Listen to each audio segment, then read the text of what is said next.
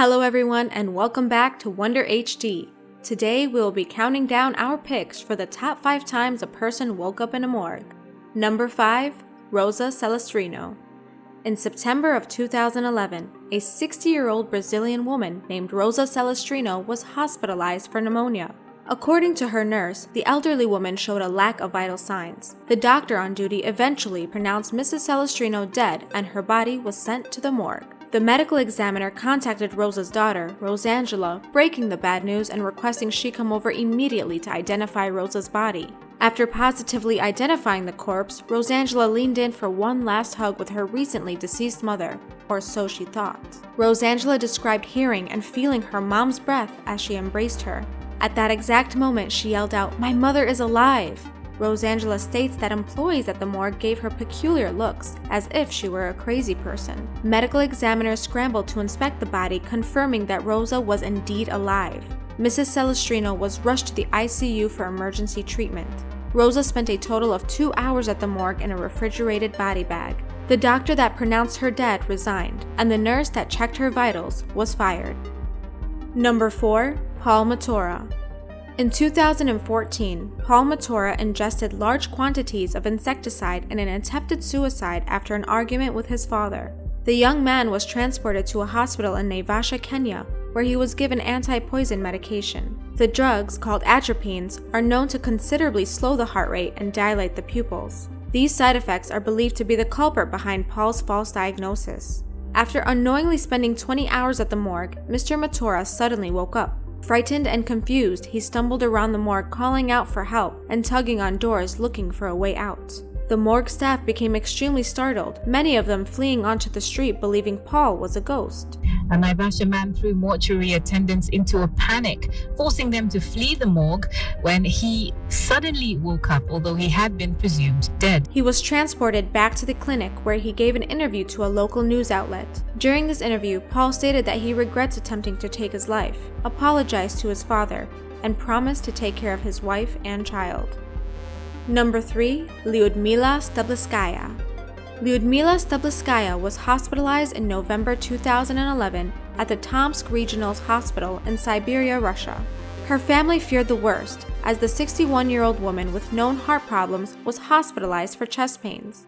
A few days later, Mila was declared dead. Mila's family attempted to pick her body up from the morgue on a Friday, but were told to return on Monday as they had not performed an autopsy and the facility was closed for the week. The 61-year-old would spend the next 3 days in a freezing cold refrigerator.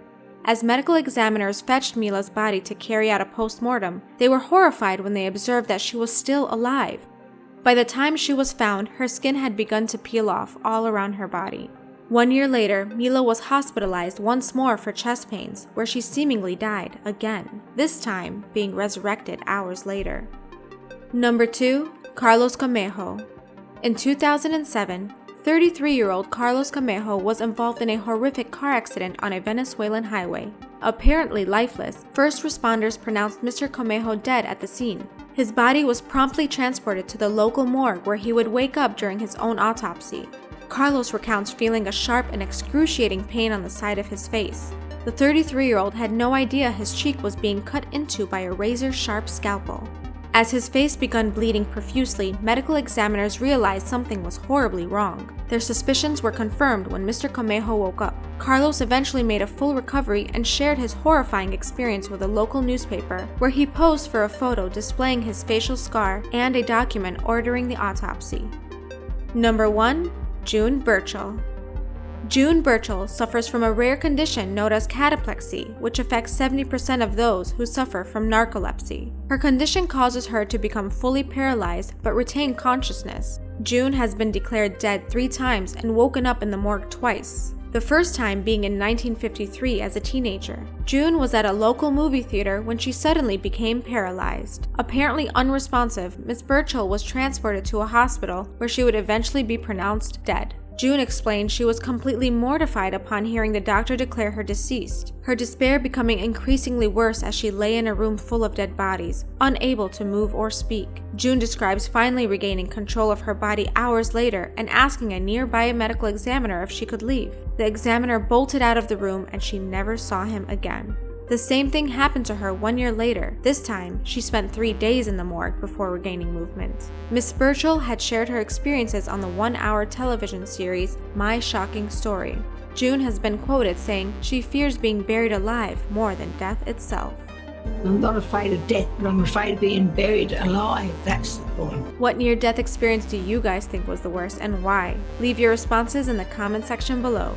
Thank you all so much for watching. Please don't forget to like and subscribe for more content like this. We will see you in the next Wonder HT video.